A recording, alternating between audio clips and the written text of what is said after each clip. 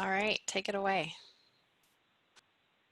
Good afternoon, everyone, and welcome to the ICF Southeast Regional Webinar Series. My name is Julie Jackson Schmidt. I'm a member of ICF Global and Houston chapters. I will be moderating today's webinar. For today's topic, we'll be exploring breaking the ice of nice, understanding and practicing courageous conversations with our guest speaker, Lori Hall. Thank you all for taking time from your busy schedules to join us today here at ICF. We view the coaching profession through a collaborative and supportive lens. Webinars like this are just one way we grow and succeed together. Before we get started, let's review a few tips to help you make the most out of your webinar experience. I want to remind everyone that we are recording today's event. All questions or comments will be included in the recording and will be made available for future participants as part of the archived webinar. To ensure that we get a nice, clear recording, we've automatically muted all of the lines. So please remember, if you'd like to ask a question or make a comment, you'll need to unmute yourself. You will find the microphone icon at the bottom left corner of your screen, and it toggles between mute and unmute when you click it. Allow me to introduce Susan Hodge, our facilitator of ICF. She will be monitoring our chat box and addressing any technical difficulties today. Susan, over to you. All right, thank you, and hello, everyone. I just want to share a few tips for anyone who may be new to Zoom. So you'll notice there's a ribbon of controls at the bottom of your screen. All participants will remain muted during the recording. However, we do want you to ask questions and share your thoughts. So if you want to ask a question or share a comment, here's how you do it. Simply click on the chat icon to open the chat box. Then select everyone by clicking the small down arrow. Type in your message and then click send. So we will be monitoring your comments and questions throughout the event today, and Lori will be addressing them. Another point, to raise your hand, simply click on the raise hand icon and then unclick the icon to lower your hand. And we will attempt to field questions real time throughout the webinar as we can.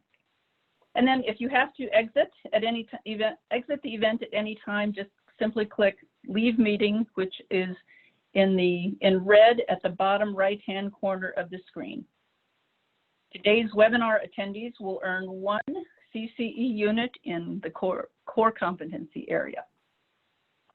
Thank you, Susan. Now allow me to introduce to you our presenter, Lori Hall. Lori is a certified facilitator, certified coach, seasoned speaker, and founder of New Horizons Strategies, LLC. She provides executive, career, and business coaching for individuals and groups to help people achieve their vision, goals, and desires. She has coached clients from Fortune 500 companies in the U.S. and around the world, including Australia, Malaysia, Canada, Singapore, UAE, Qatar, the Netherlands, Brazil, Honduras, Great Britain. In addition, Lori facilitates programs and events to help companies, government agencies, and professional associations achieve the highest possible levels of effectiveness. Topics for facilitated programs and events include operational excellence, culture of innovation, change management, organizational development, strategic planning, process improvement, project management, leadership development, team building, and dare to lead. A frequent keynote and breakout session speaker on technical and motivational topics to inspire personal and professional growth. Lori has presented at dozens of conferences and professional meetings, from small groups to over 350 people. She holds a BS in agricultural engineering, an MS in technical management, 128 hours of executive coach training, and over 1,000 hours of coaching experience. Lori is joining us today to share her expertise on breaking the ice of nice, understanding and practicing courageous conversations. Welcome, Lori. Thank you very much for being here. We're thrilled to have you with us. Thank you. Thank you. It's such a pleasure to be here as well. And thank you all to take your lunch time to join us today. Friends, colleagues, clients, and folks that I haven't met yet, but am looking forward to. Do appreciate you joining us. You may have noticed in the appointment request for this or the reminder yesterday that there was a link to get a handout. If you haven't downloaded that, On the screen, it might be clickable. There's a kind of hard to read, but just a link in the middle of the screen if you want to download that handout and maybe just print it out so that you can be following along the way. It basically is just a chance for you to deepen the learning. It's okay if you don't have it. It'll just make it a little bit easier if you do. That handout link is also shared in the chat window. So if you can click on that link and download that handout, then it'll make it easier for you along the way. So again, thank you very much for the opportunity to join this noon or this morning or this early afternoon, depending on where you are in the United States or around the world. One of the things that I've had the opportunity to experience, and I wonder if you have too, is that a lot of the organizations that we've worked with in New Horizon Strategies and that I've worked for at different points in my career have said, yeah, we have a great organization. If anything, maybe sometimes we're a little too nice to each other. Maybe sometimes we don't actually say the things that we were hoping to say. And so I would ask you to consider then, if we're not necessarily telling each other what we're really thinking, what might that be costing us? In the decades of work that I've been doing with leaders across the globe, it seems that the #1 challenge we have is to show up as authentically and as completely ourselves as we can. And that doesn't mean that the other people that we're working with are going to show up authentically. It doesn't mean that they're going to tell us everything, that they're going to trust us, that we're going to be able to motivate them. But if I show up guarded or shielded, or maybe a little too nice because I'm afraid of what might come out on the other side, essentially, I'm not showing up authentically. I'm not creating the invitation for other people to show up in the same way.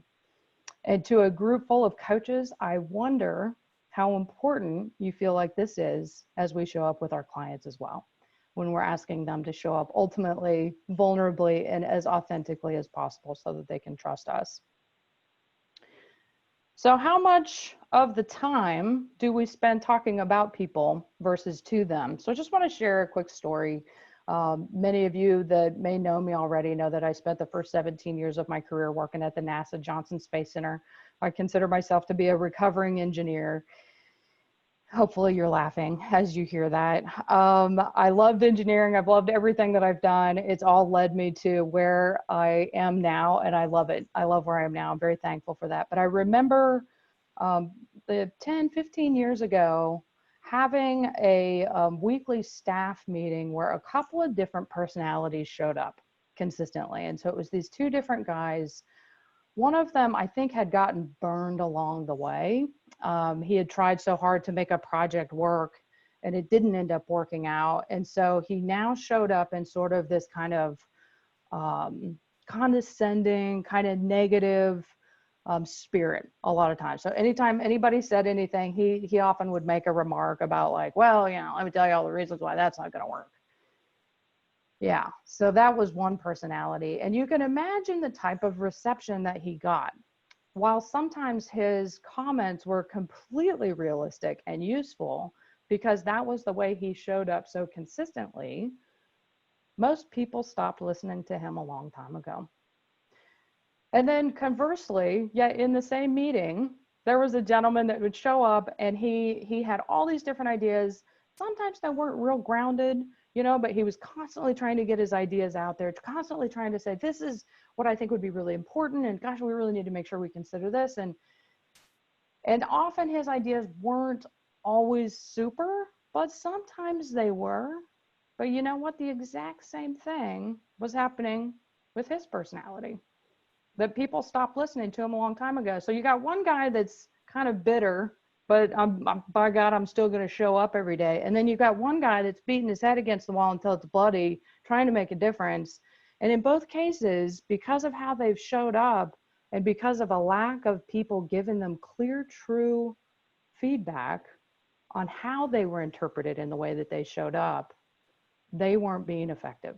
And I think of those two guys a lot because it really makes me think about what would I have done if I could go back and maybe say something to them now. So that's essentially what this whole presentation is about. How do we break the ice of nice so that we can have more effective conversations, but hopefully more effective relationships, and hopefully maybe help people be more authentic in the way that they're showing up every day, as opposed to staying in this kind of gridlocked capacity that we often know. How many of you on the chat window, how many of you understand what I'm saying? I can see the chat window as that's coming up. I can see your hands raised too. Perfect. Thank you. Yes. Okay. So this relates. This relates. So how do we break the ice of life? Break the ice of nice. Okay. So the first thing that I want you to do, if you have downloaded the handout, or if you haven't had a chance to do that, just grab a blank piece of paper there next to you. I want you to think about some things yourself. I want you to think about, how is this ultimately relating to me? So you can type your answers in the chat window, you can write them down, you can do both. I want you to consider what works best for you, but it's important that you write this down so you have a chance to brainstorm it on your own. So the first question that I'm going to ask you to consider is, what does being all in mean to you? That's the first question on the handout. What does being all in mean? And as you're thinking through that, and typing your comments maybe into that chat window as well, I'll share a brief story on what being all in means. I remember when I had first started this coaching journey, I didn't really know what all of this meant. Of course, I'd gone through a pretty extensive program, but it was the very beginning of it. And I had my first client. I'd offered some free career coaching pro bono to the Aerospace Transition Center, because at the time, unfortunately, the Johnson Space Center was laying a lot of people off.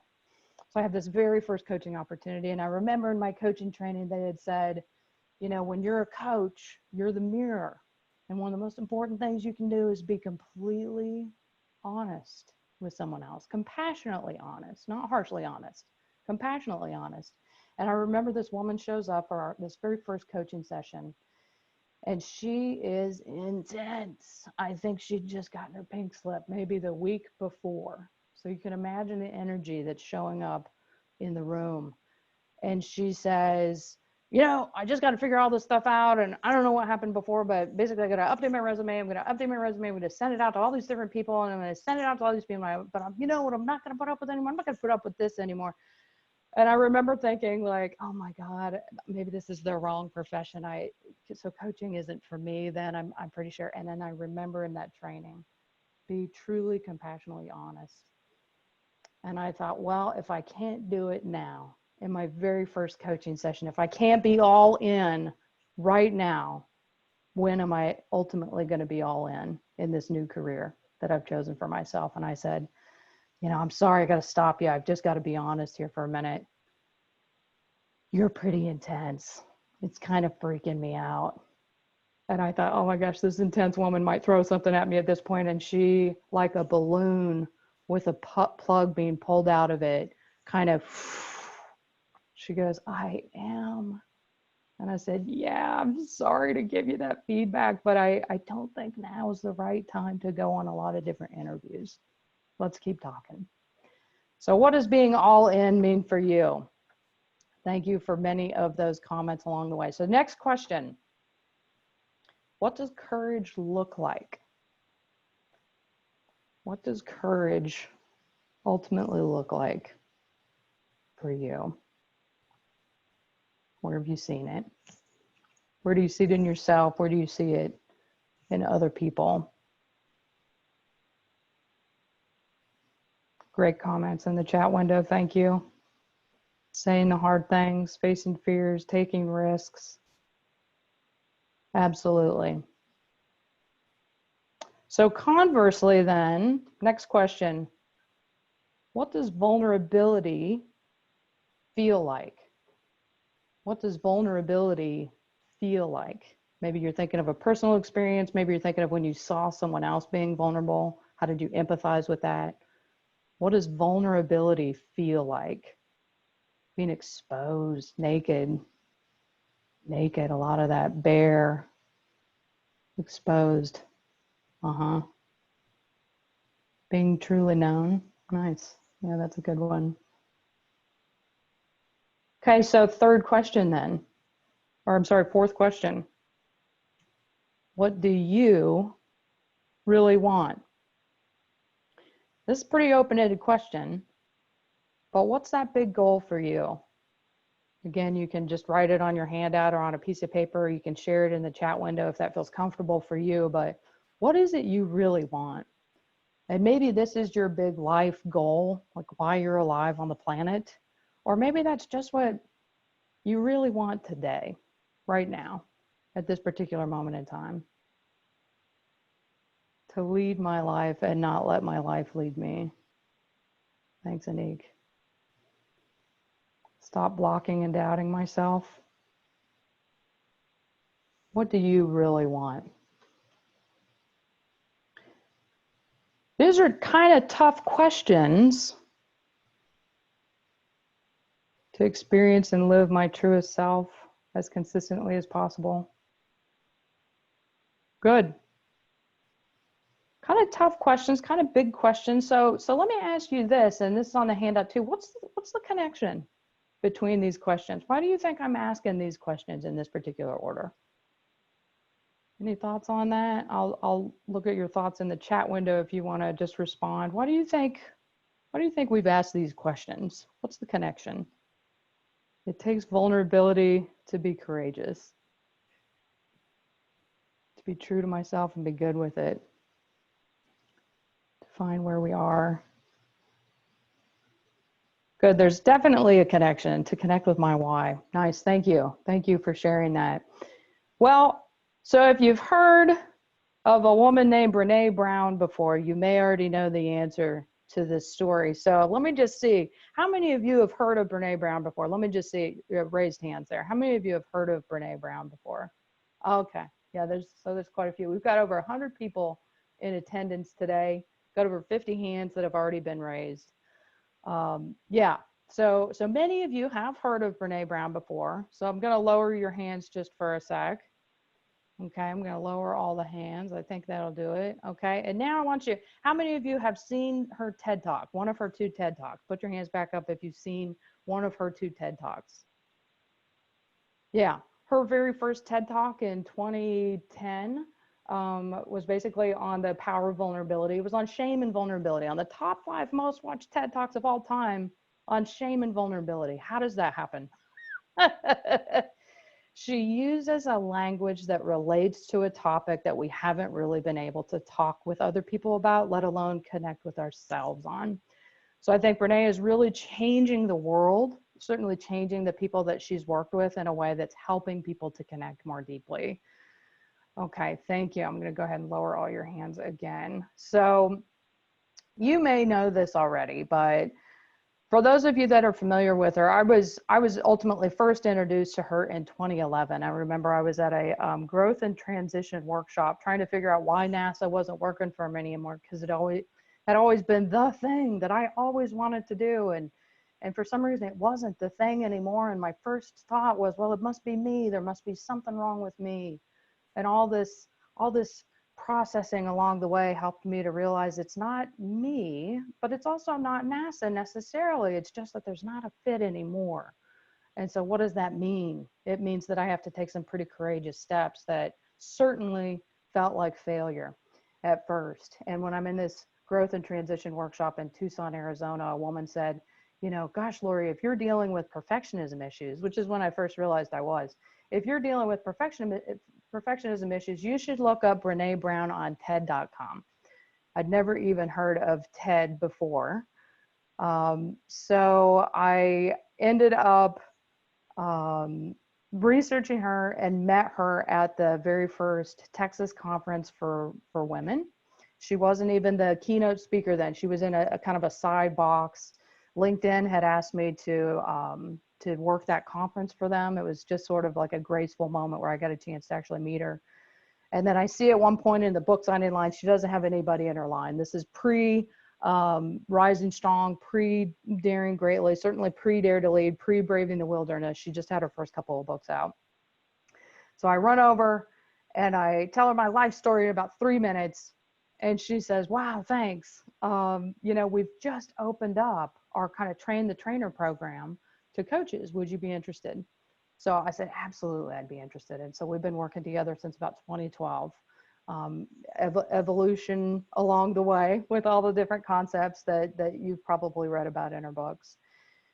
But in those books, she really hits the nail on the head on one thing. And is, at least I saw Anik's comment there, we can't get to courage without vulnerability. And she defines vulnerability as risk, uncertainty, and emotional exposure. Risk, uncertainty, and emotional exposure. So as you talked about, what does vulnerability feel like? Being naked, being bare, being exposed. I wonder if you feel like risk, uncertainty, and emotional exposure resonates for you. You know, but think about it. Can anyone think of an example where I was courageous without being vulnerable? Whether that's something that was big or small, you know, at work or at home. Can anyone think of an example where someone was courageous without being vulnerable?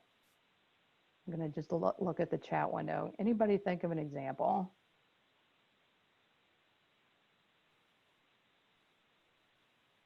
No, I can see a little issues with the screen. Hopefully everybody can see the screen okay.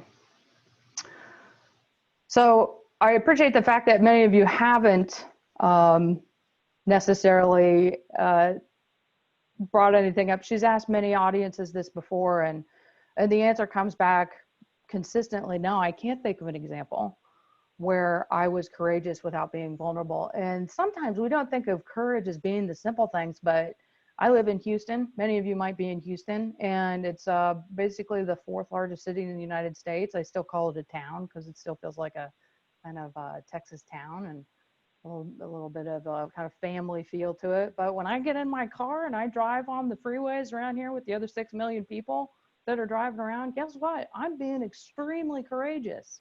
I'm being extremely vulnerable because something could happen. And so actually, as much as we may want to engineer the vulnerability out of our lives, which unfortunately, as you can read into this, means that we're engineering the courage out too, there are so many times when I have to be vulnerable just to go to the grocery store that I ultimately can't live a life without vulnerability. Believe me, I've tried. You've probably tried as well. So what she says in her work is, if I really want all the things that courage can bring me, and maybe some of you brought this up today, I want belonging, I want love, I want joy. And maybe in organizations, I want to have courage. I want my people to be able to empathize with each other. I want trust, innovation, creativity, accountability, adaptability. I want all of these things. And this is what many of us work with our clients on. This is, if you're in any organizations, this is what many of us are doing to try to help organizations. But Brené's missing link is, I can't have these. I can't selectively shield the things that I want without also experiencing shame, scarcity, fear, anxiety, and uncertainty. All the things that are associated with vulnerability. How many of you relate to that? Let me see your hands. How many of you can relate to that? You know, we often preach like, here's all the good things. Here's how you can get the ice cream without any of the calories. There's always going to be calories. And thank goodness for that, because that's what we wanted to process along the way. Good, so that's one of the fundamental concepts of Brené's work. Now let me clarify, because as a recovering engineer, here was something that I did struggle with at first. I don't want vulnerability in my processes. I don't want vulnerability in my products, in my numbers of defects. I don't want vulnerability in my heart surgeon's ability to perform heart surgery on me. I don't want any vulnerability there. I want that to be consistent, precise, exact, repeatable. And so that's not actually what Brené is talking about. She's talking about specifically having vulnerability in people and how people are showing up. And this is an important clarification, because for some of your clients, if you talk about the V word at all, there may be a little bit of like one of the myths that she talks about, that vulnerability and weakness are the same thing. And my God, that's the one thing I can never, ever, ever be perceived as being as weak. But if you don't show up authentically as yourself and say, sometimes I don't know the answer to things, sometimes I really just don't have the answer, then I'm actually going to miss out on many of the things that are on this slide, specifically connection. Anybody ever seen the guy that's just buttoned up all the time? Yeah, he's really good at what he does, but I don't really know him that well because he never showed me his vulnerable side. Okay, you can find out a lot more about Brené Brown as you pursue researching her on Google or reach out to me with any additional questions you have. So let's move on to the next section here. So why is it so important for us to get really clear on what we want? Why did I ask that question today? To understand what it is we really, really want right now. Well, because even saying, here's a big goal that I have, even if it may feel kind of small, but it's a goal for you, is that we need to understand what might be getting in the way of us getting there. And that's ultimately what was just on the previous slide. I want to understand what the unique obstacles are that might be preventing us from, as Brené said in her recent book, Dare to Lead, entering the cave that we fear. So it's based on the Joseph Campbell quote, and of course that Star Wars reference. The cave that we fear often enters, the cave we fear to enter often holds the treasure that we seek. And if you remember that part of Star Wars, if you're a sci-fi kind of Star Wars fanatic like myself, there's a part where Luke Skywalker is on the kind of jungle, swampy planet with Yoda, and Yoda says, essentially this Joseph Campbell quote, "The cave you fear to enter holds the treasure you seek. In you must go." And he says, okay, well, I better grab all my weapons. And what he says, weapons you will not need. And when Luke Skywalker goes into the cave, he ultimately comes face to face with the thing that he feared the most, which was Darth Vader, right? And as he defeats Darth Vader in this cave, you know, where he's exposed to his deepest fear, he realizes that there's a deeper fear beyond that. And as he has killed Darth Vader, and I think he cut off his head, a little gruesome, he realizes that it wasn't Darth Vader's head that was inside that mask, it was his own. So he's fighting against some of the things that are holding him back.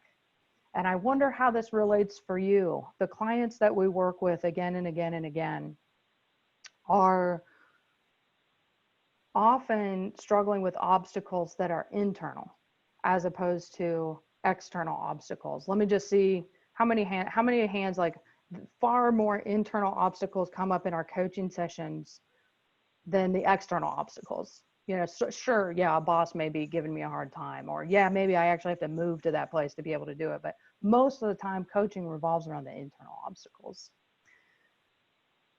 So how do we then process those internal obstacles? I see that there's a lot of questions about vulnerability is fake it until you make it.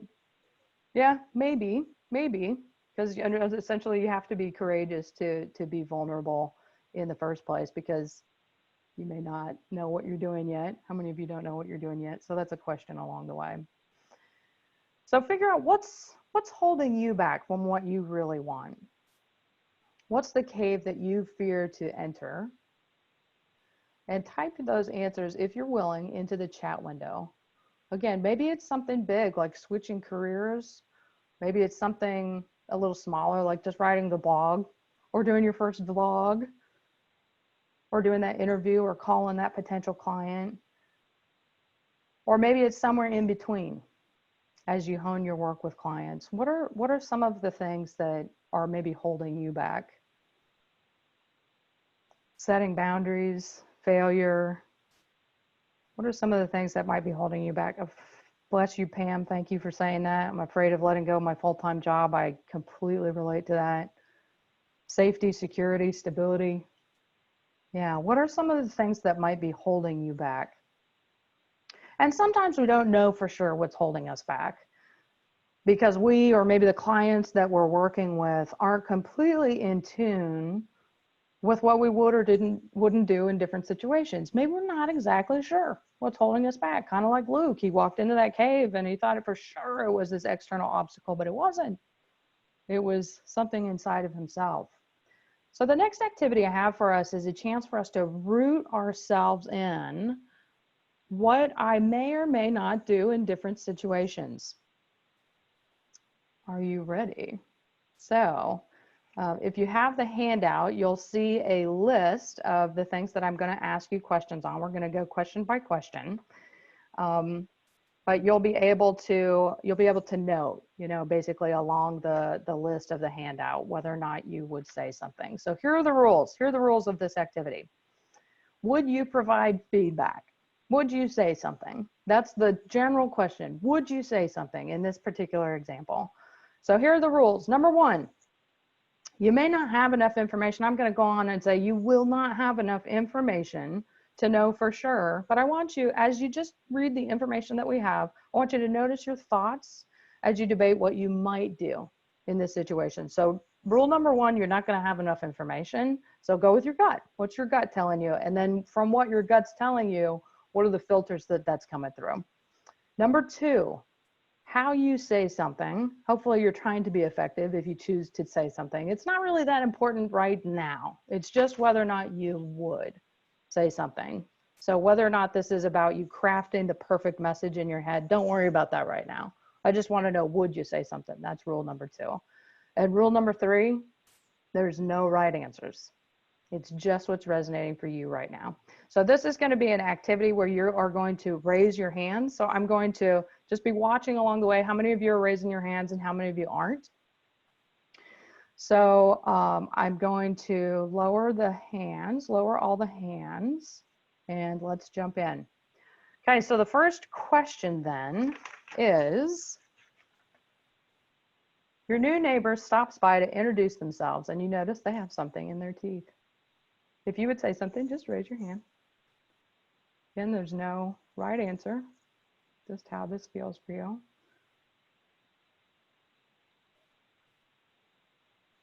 Okay, all right. I'm gonna lower all the hands, move to the next one. Okay, second question. A stranger in your office has toilet paper on their shoe. Would you say something? Let me see your hands if you would say something. A few more. Okay, we've got quite a few more that would potentially say something in this situation. Okay, we're starting off easy. Ready to go a little deeper? Okay, I'm gonna lower all your hands. Third question. Someone butt in front of you in line at a fast food restaurant. Would you say something?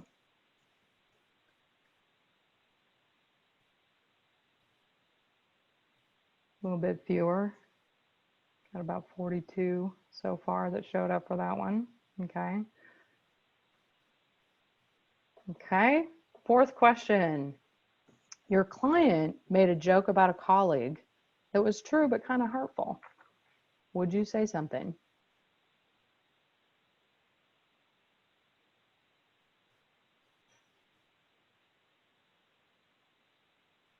Right back around 40 again. Okay, interesting, a little higher. Okay, lowering all the hands. Fifth question. Tony repeated what Dana had basically just said in the team meeting, and he got a positive response, but no one said anything about Dana's comment, essentially that she brought it up first. Would you say something? Oh, it's got higher. Into the 50s, almost 60. Yeah, over 60. Interesting. Okay, cool. And again, these questions are less about the question and more about like, what's this bringing up for you? What's the memory? What's the value? What's the thought? All right. Sixth question. Your office mate, who's a talker, has been telling you about something for too long, about 25 minutes. Would you say something?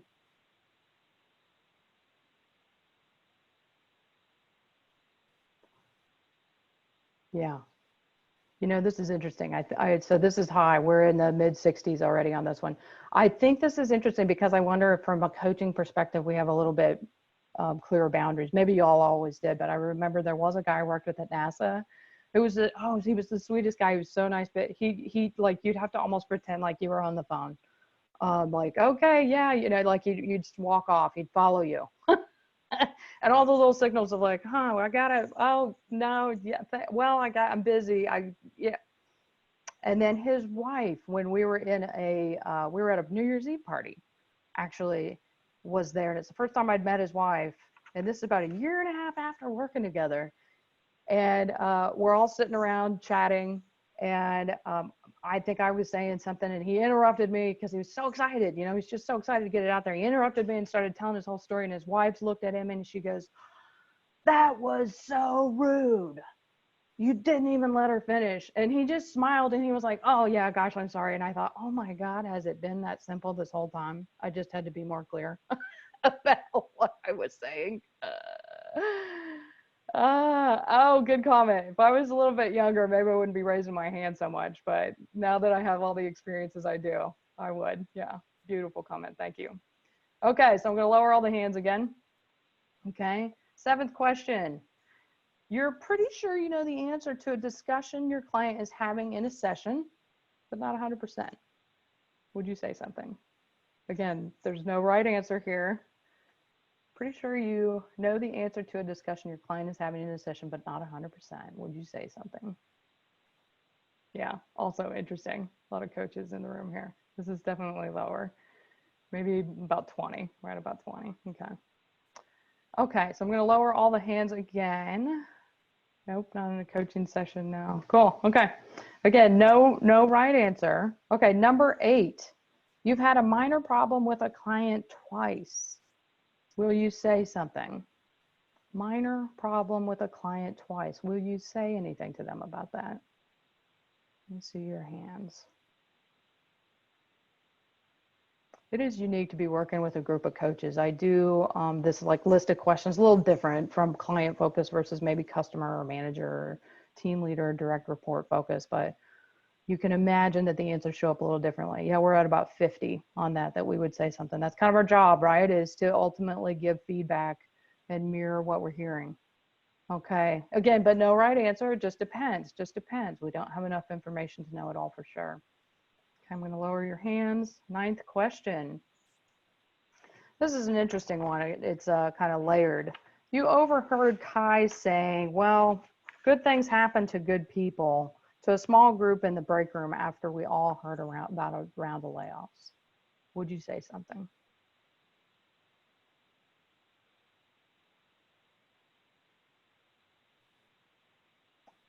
Good things happen to good people. It can be kind of a sticky one. Yeah, context does make a difference, doesn't it? You don't have enough information, but it's not about the information and what the answer is, as opposed to what is maybe this bringing up for you? How's this resonating for you? Okay, about 35 on that. Okay, so I'm going to lower all the hands. Next question, number 10. You hear your colleagues self-promoting a lot. Would you say something? You hear your colleagues self-promoting a lot. Would you say something?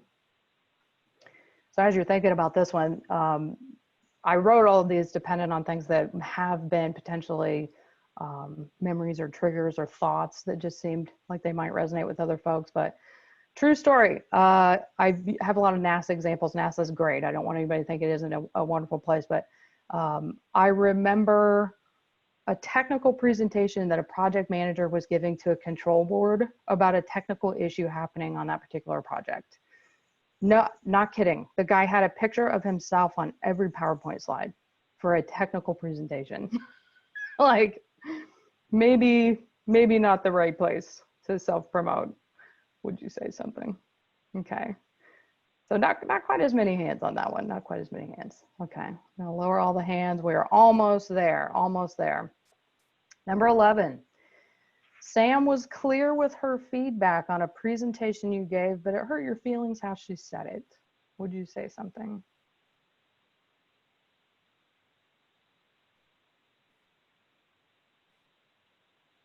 A little harder questions.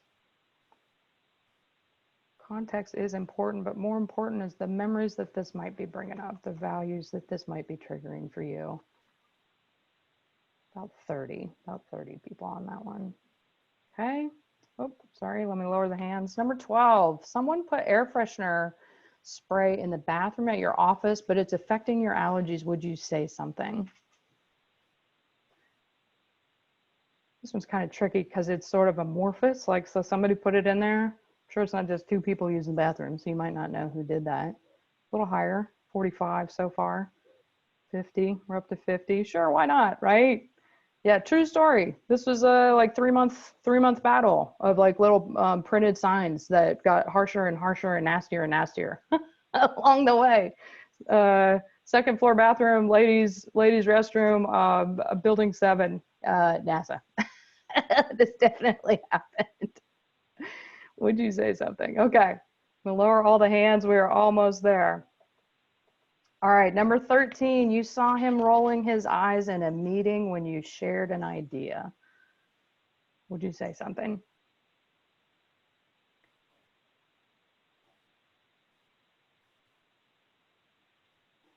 Good. About 33. Yeah, this one's interesting. Brené actually talks about this in, I think in her book, Dare to Lead. We don't have a lot of context here. Thank you, Lynn. I like these questions too. They just help put things in perspective. Don't have a lot of context here. We have no idea what that person may have been rolling their eyes about. But whether or not we would say something, that's about us, even if it's to just clarify what we felt. Okay, almost done. I'm going to lower all the hands. Number 14. Your friend keeps asking you for your opinion, and it's starting to feel like he's over relying on you to make decisions for him. Would you say something?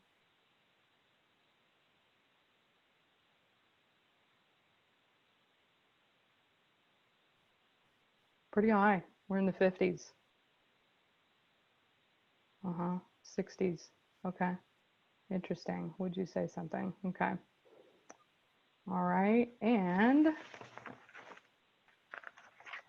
think it's 2 more questions, and then we'll move on to the next part. 2 more questions. You can tell the person in front of you on the airplane hasn't put their device in airplane mode, even though the flight attendant closed the door and made the announcement. Would you say something? A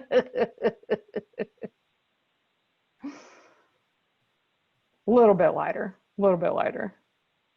I could care less about airplane mode. Yeah, good. Okay, so that one's kind of a funny one. Let's see. Yeah, not quite as many hands on that one. That was a sort of a freebie. All right, and last but not least, some of you may have to relate to where your clients are or your previous history, especially if you own your own business. You really want a promotion, but the last time you brought it up, you didn't feel like your boss was receptive. Would you say something?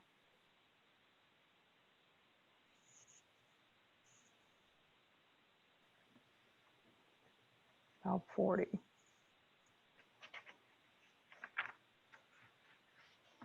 About 45 hands.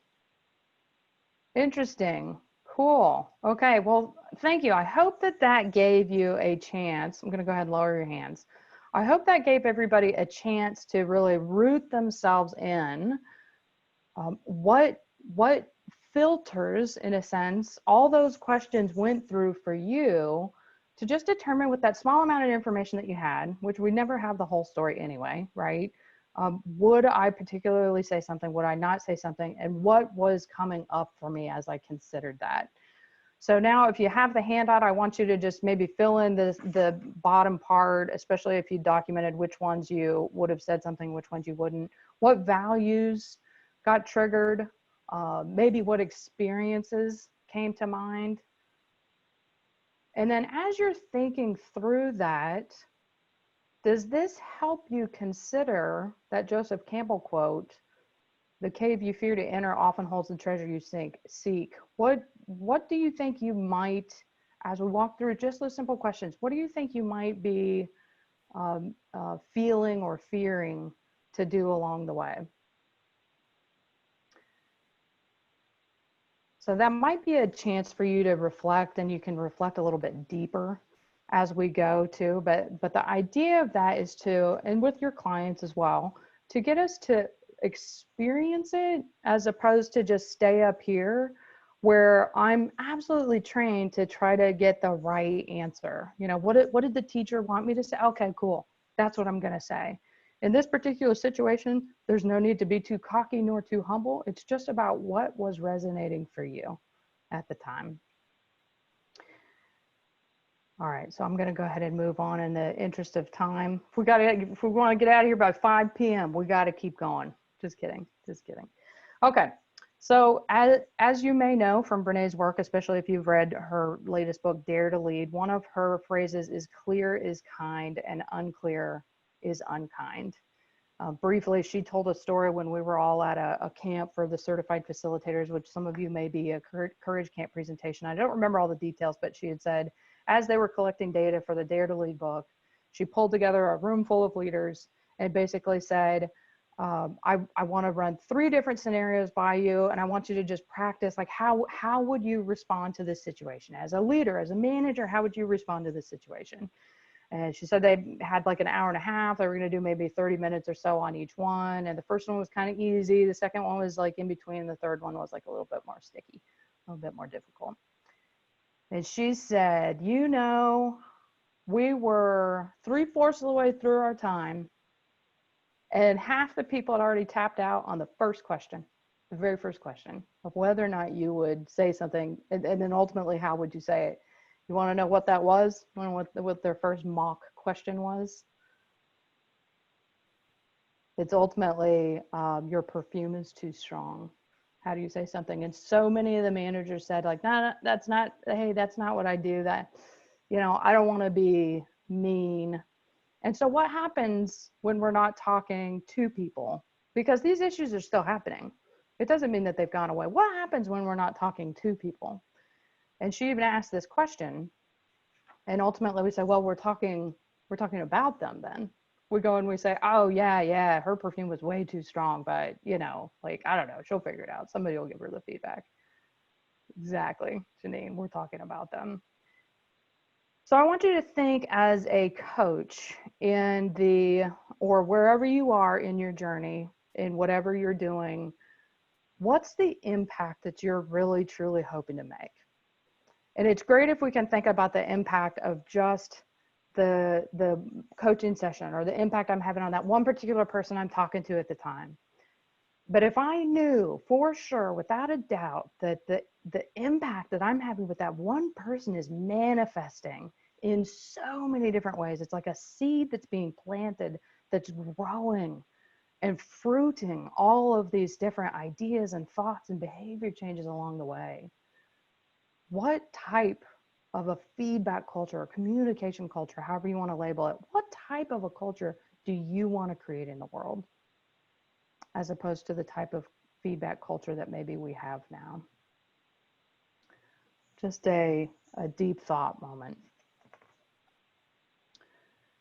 If any of you have comments, please type them into the chat window.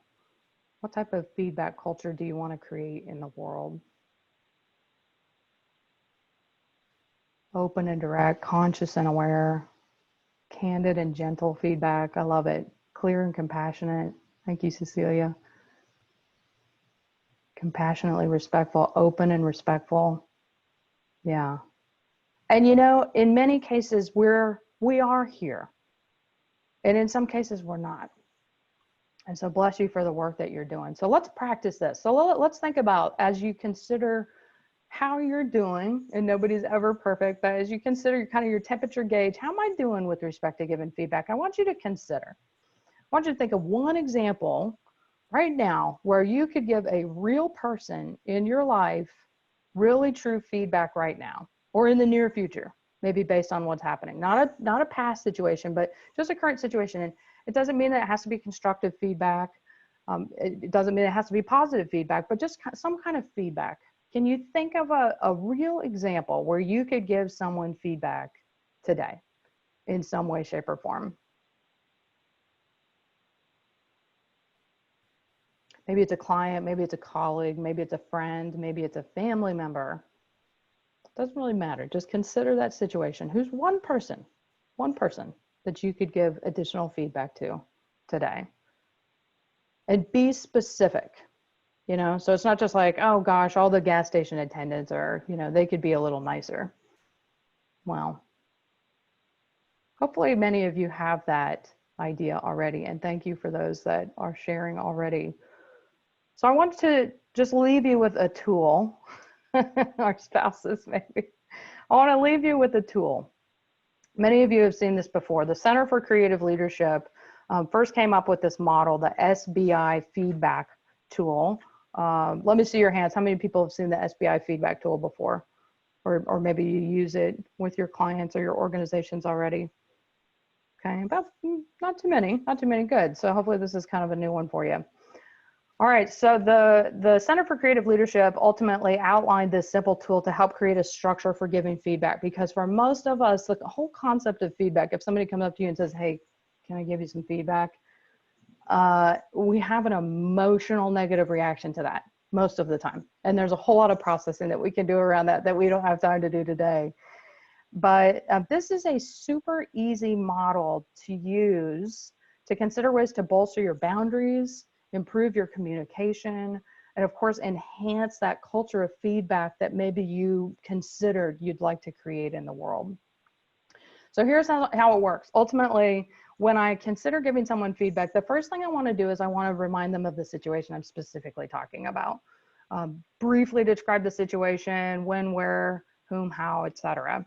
And then I want to specifically say, what was the behavior that I noticed? What was their behavior that I'm specifically giving them feedback on? Maybe they contributed in a meeting, maybe they didn't contribute in a meeting, but what was that specific behavior that I wanted to share with them? And then this is the most important part, the third part, is what was the impact that behavior had? And maybe it's observed or what I believe might have happened. Maybe it's what I believe might have happened for others. Even better, what was the impact that it had for me? And then the last part is kind of a assess the situation. But the last part is, what do you want them to ultimately do with that? Consider whether you'll ask, reinforce, or tell what you'd like to see happen in the future. So what I like to say is, if you're a manager and this is the third conversation you're having with somebody about the fact that they're showing up late for things that are really important, you may have a do.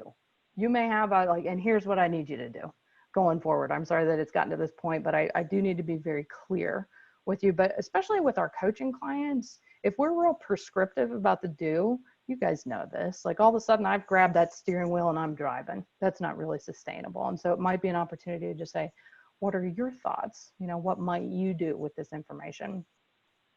So as you're listening to me, hopefully some of you are thinking through this already. So I want you to consider that situation of who you might give feedback to today, that real person, that real situation. And I want you to write feedback using this model. How would I say it to them? What was the situation? What was the behavior? What was the impact? And am I going to ask them to do anything different? Or please keep doing the same thing. That was great. Whatever the case may be. So here's a quick example.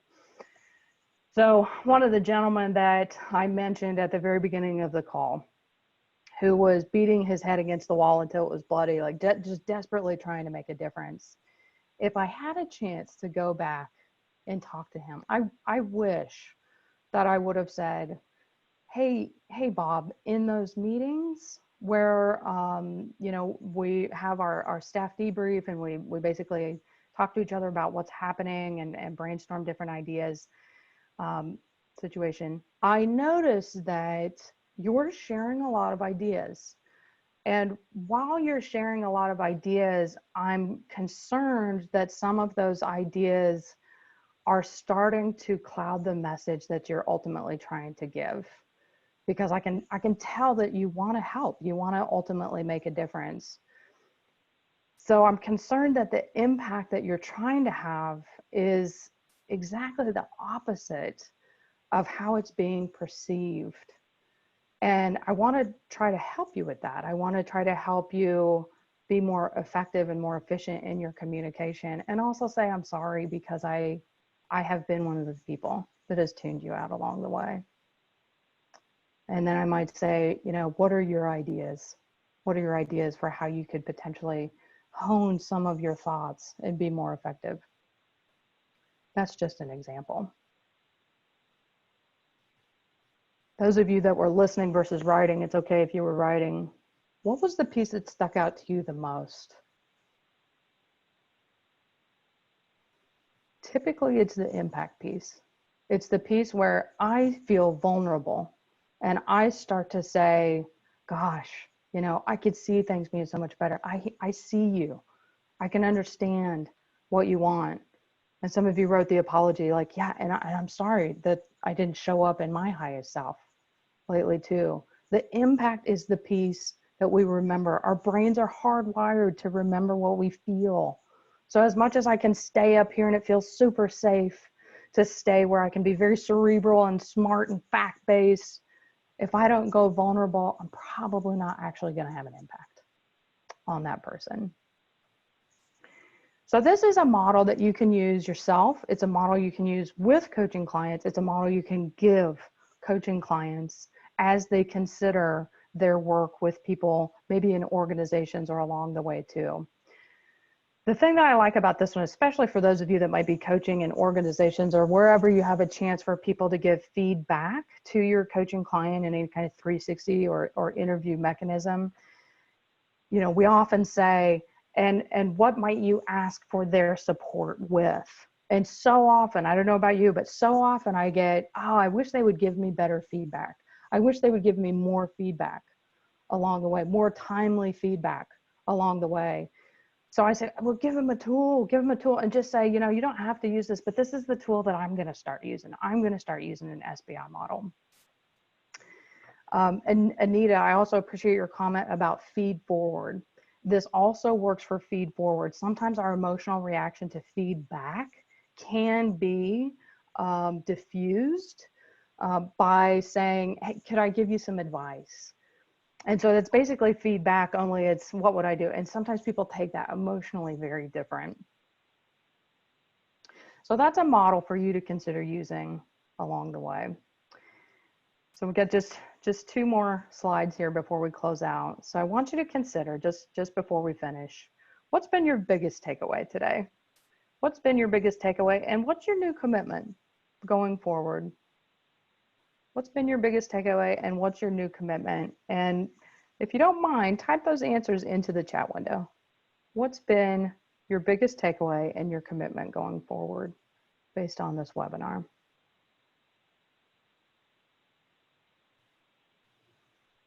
Moving from my head to my heart. Thank you. Feedback model. Awesome. Be brave and be nice. Yeah.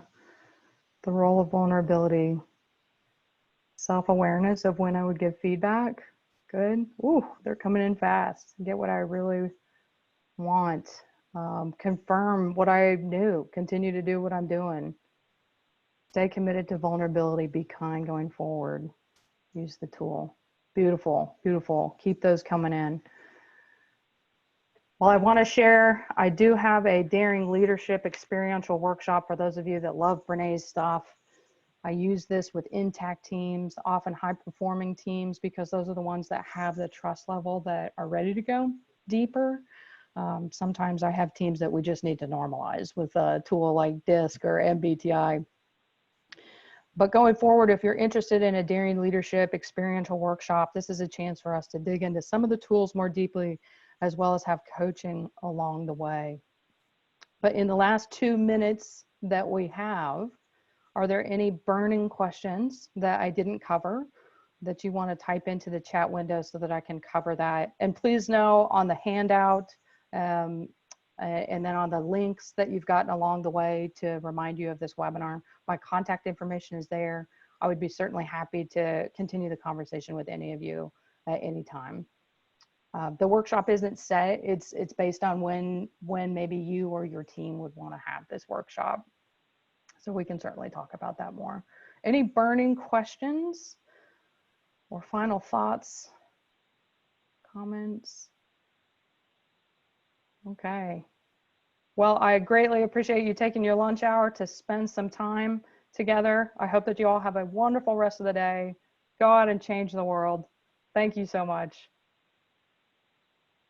Thank you so much, Lori, for your fascinating presentation today. We really appreciate your sharing your time and your expertise, and we look forward to keeping up with your work. Again, thank you so much. Lori's contact information is available, as you can see, and so feel free to reach out to her directly with any additional questions. Also, Please take a moment, if you would, to go to this access the survey link in the chat box and give us your feedback on today's event. We'd really like to hear from you. Thank you, everyone, for attending. This concludes today's webinar.